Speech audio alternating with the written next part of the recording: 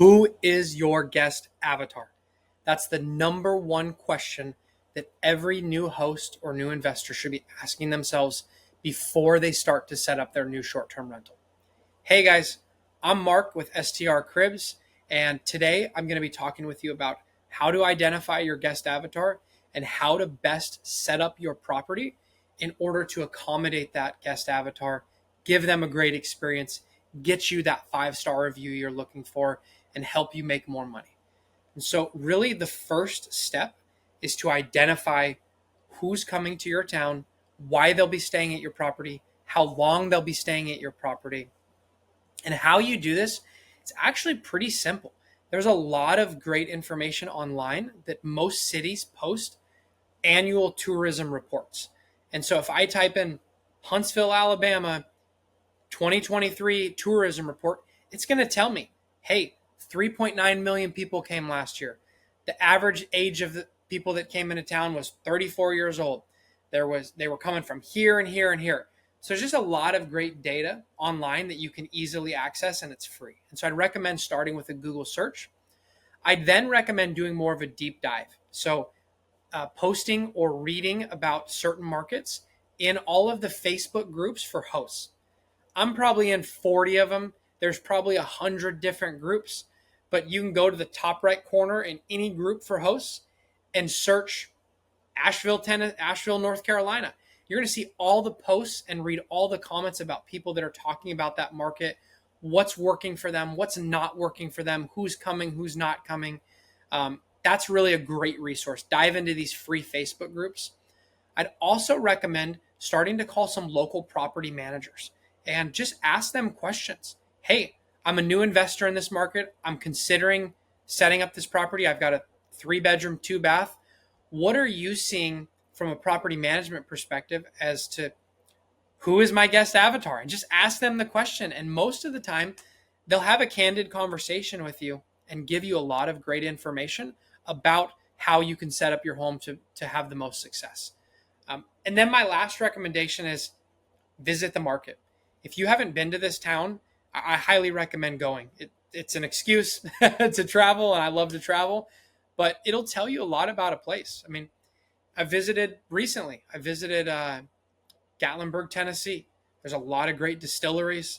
There's also a lot of great fun things to do for kids. There's mini golf courses, mirror houses, arcades, that you can climb the mountain, and there's all those rides to do. And so it's very much a town that is accommodating to some different guest avatars. And so that might come down to more about your asset and the property that you have, who you want to tailor your home to.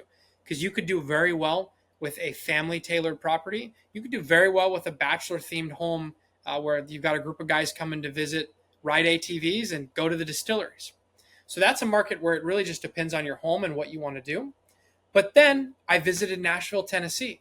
I had both my little kids on my shoulder. We turned the corner for the first time ever on Broadway Street, and we walked a block before I looked at my wife and I said, we need to leave. It's 6:30. There's live music being played. There is nothing but adults drinking and partying and having fun. And people were giving us dirty looks. What the heck are you doing on Broadway Street with these little kids? And I didn't know. We'd never visited that town before. I quickly realized that is not necessarily a great family market. That is a town where people are going for bachelorette parties, bachelor parties, to go see the Jason Aldean concert, so on and so forth. And so if I was investing in that market, I would think about those people as my guest avatar. I might not be considering a family-friendly home because it's not really a family-friendly town. It's a party town. Let's just be honest. And so really identifying what people are doing, how they're doing it, who's traveling is best, in my opinion, done boots on the ground. Visit the city, go to the restaurants, talk to the locals, find out what's going on, use your eyes. If you can't visit the town, there's a lot of great resources you can use online, whether it's them Facebook groups, a Google search, calling local property managers. So those are really my 4 kind of big tips for how to identify who your guest avatar is. Then, once you've identified that guest avatar, I would really drill down on how to make sure that they are comfortable, that you can accommodate them, that your property has everything they need. And so, like we mentioned earlier, if your guest avatar is traveling families, make sure you have all the stuff that they need: blackout curtains, pack and place, high chairs, toys. I have a property with a crib in it. I can't tell you how many times people leave in the comments on my reviews, "We're so glad this property had a crib. It was the only home in town with a crib, and it made our lives so much easier traveling with our little kids." That crib cost me like $150 at Target, and it was actually a leftover crib we had from one of our last kids. We decided to throw it in, and it's done really, really well because our home is very family friendly. And so those are really little things that you can do, but we definitely double down on who our avatar is and how to make them comfortable. And there's the other end of the spectrum. If you've got a cabin in a resort town where it's a lot of retired folks coming to spend time on the ski slopes, what can you do to make them comfortable and to really accommodate them?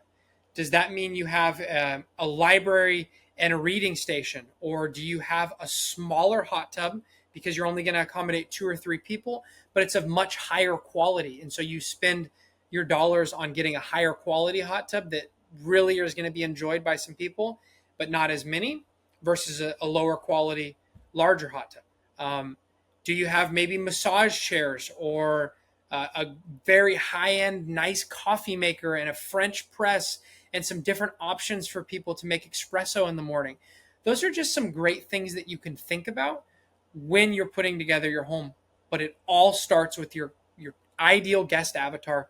Figure out who that is, and then think about how you can best accommodate them and put your dollars into really targeting that avatar. So I hope this helps. Reach out to me if you have any questions or need any help, but please be strategic and thoughtful when setting up your property. It's going to make a big difference in the long run for you.